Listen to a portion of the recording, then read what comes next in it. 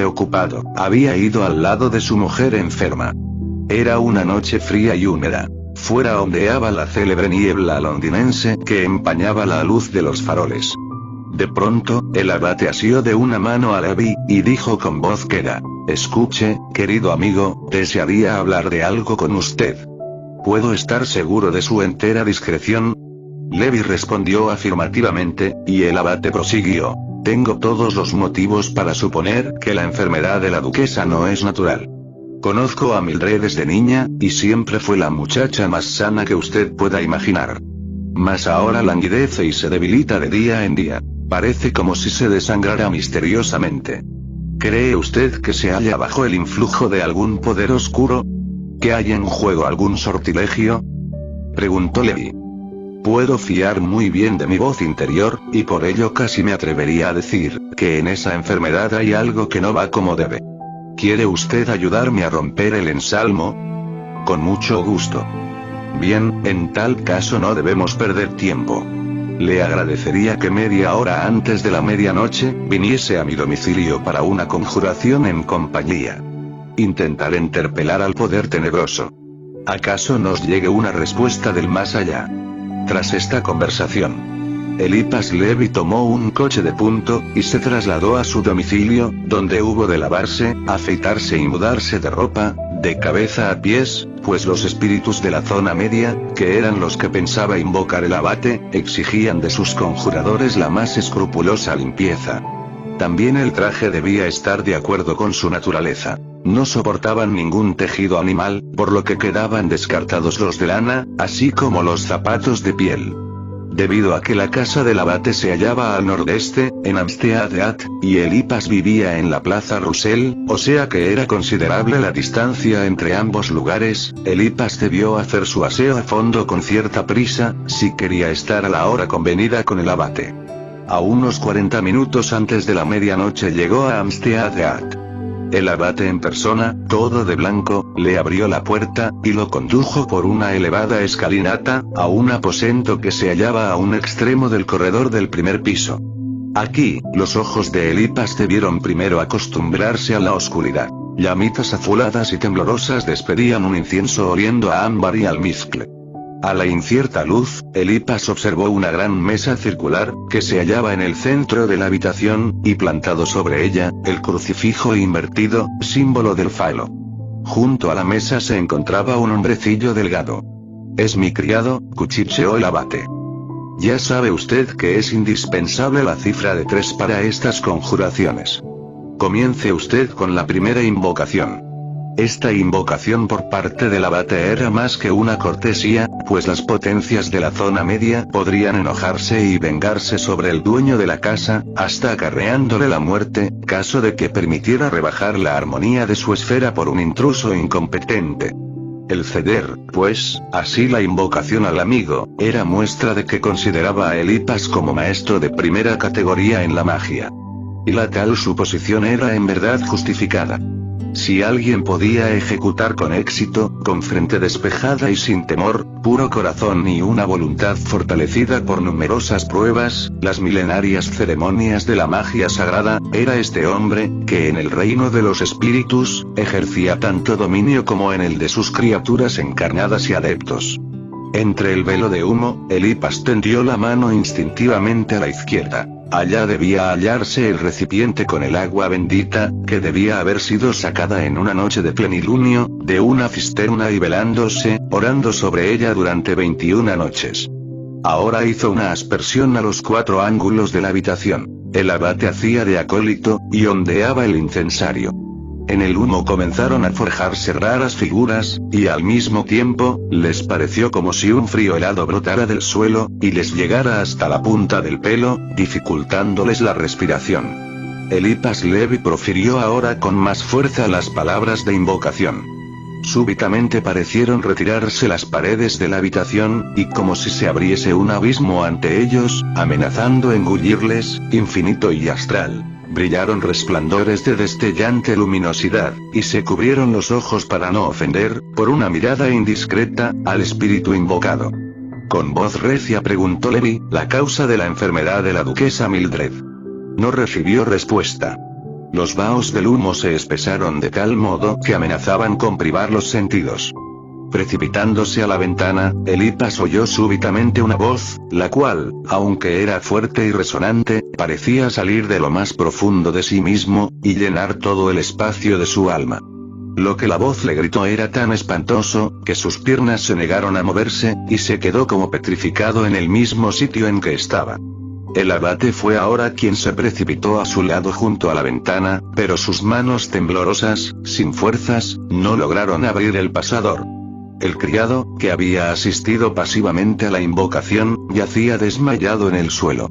Elipas salió por fin de su entumecimiento, y rompió el cristal con el crucifijo, absorbiendo con fruición, en compañía del abate, el aire fresco de la noche, especialmente el que bañaba, por decirlo así, su febril cabeza en la húmeda niebla.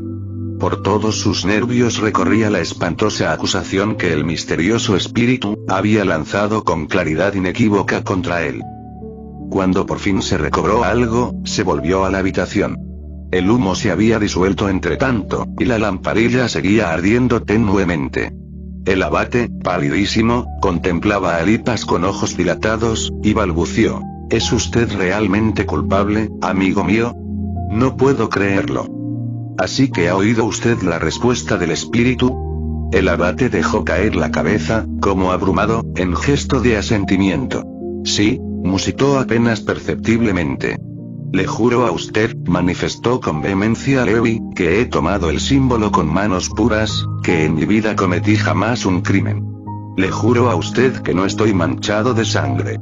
Al decir estas palabras, se acercó más a la lámpara, de manera que el resplandor de esta cayó de lleno sobre él.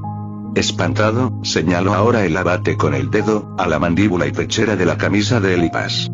¡Ay! Mírese usted mismo al espejo, dijo, tomando de la mano a su amigo, y conduciéndolo ante un gran espejo de pared, que pendía en una habitación contigua. Y allá, comprobó Elipas un rasguño en su barbilla, con unas gotitas de sangre seca. También en su camisa aparecían otras gotitas. Debió haberse cortado al afeitarse tan apresuradamente. Así, la respuesta del espíritu se explicaba perfectamente. Yo no hablo con un manchado de sangre.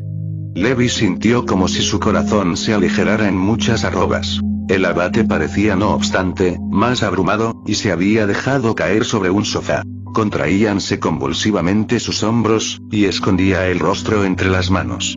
Levi intentó calmar al anciano, pero este le rechazó diciendo: se trata de la pobre Mildred. Cada hora consume su vida.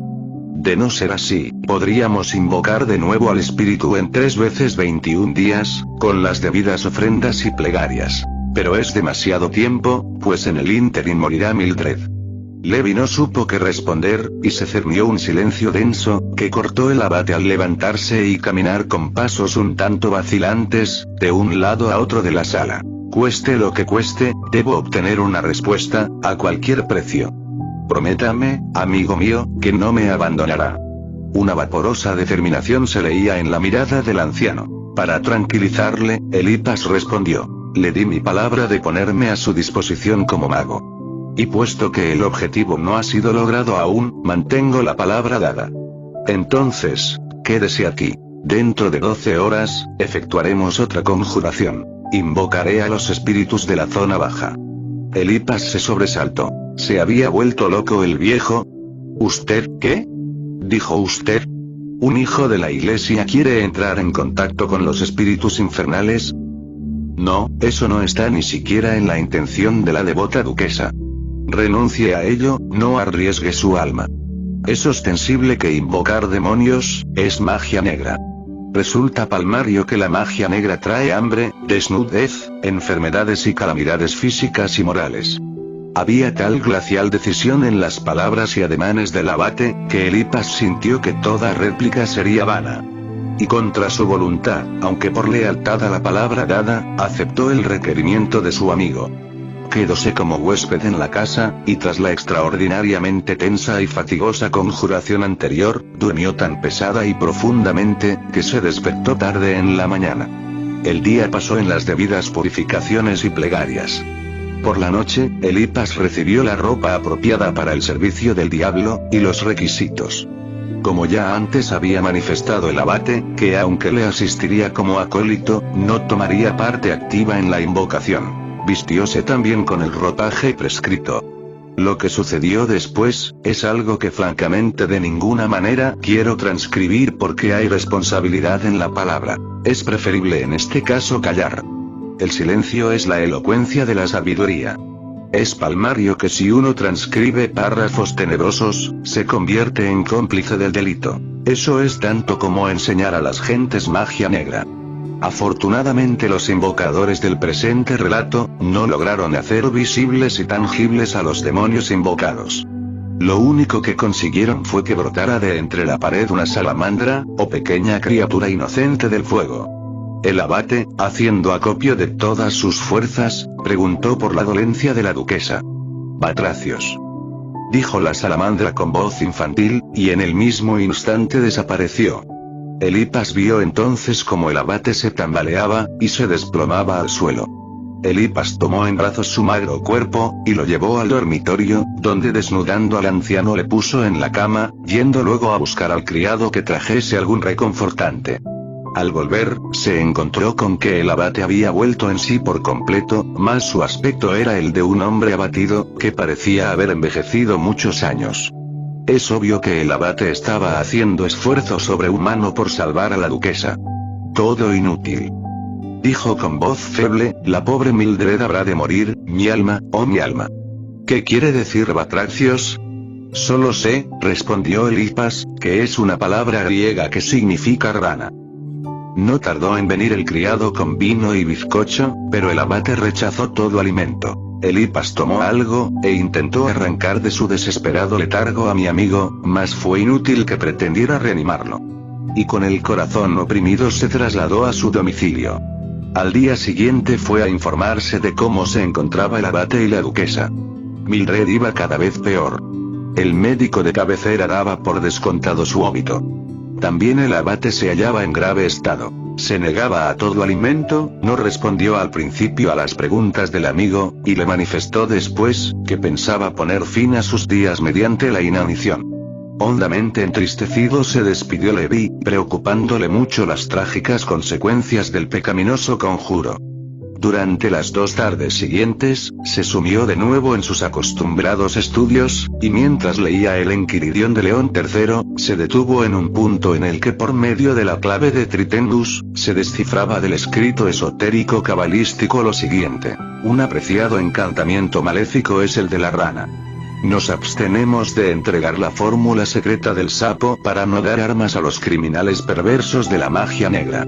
Como un relámpago atravesó la mente de Elipas, y sin cerrar siquiera el libro, se puso el sobretodo y lanzóse a través de las calles de Londres, que se iban sumiendo en el crepúsculo vesperal. Por fin halló un carruaje, y le pareció insoportablemente largo el tiempo que tardó en llegar al palacio del duque. Rostros llorosos le recibieron en él. La duquesa se encuentra en agonía. Se le administran los últimos sacramentos, le informaron. Yo puedo salvarla, clamó Elipas. Y apartando a los pasmados criados, se precipitó a la habitación de Mildred, donde halló al duque. Con jadeante respiración, Elipas le suplicó: me conoce usted lo bastante para saber que soy de su confianza. Créanme pues, que no se ha perdido aún toda la esperanza. En tanto viva la duquesa no hay por qué desesperar. Pero le ruego me deje a solas con ella, y por amor de Dios, no me pregunte nada, tenga confianza en mí. Aunque atónito, y confuso al extremo, el duque accedió al deseo de Elipas, pidiendo a los presentes en la estancia, un médico, un sacerdote y una doncella de la paciente, que la abandonaran. Una vez solo, Levi cerró la puerta tras sí, y se aproximó al lecho de la princesa. Ya me lo suponía, murmuró, al ver a Mildred sumida en una especie de catalepsia con los ojos en blanco. Sus labios estaban morados, y respiraba con suave estertor. Inmediatamente puso Levi manos a la obra, y comenzó a levantar el entarimado del umbral, pero la madera se resistió a sus temblorosos dedos. Sacó su navaja del bolsillo, cuya hoja rompió en su frenético intento. Finalmente, y con desesperada fuerza, logró levantar el listón. Le sangraban los dedos, pero su esfuerzo había sido baldío, nada había oculto allá. Levantó luego las alfombras, tampoco. Volvió a mirar a la duquesa, quien respondió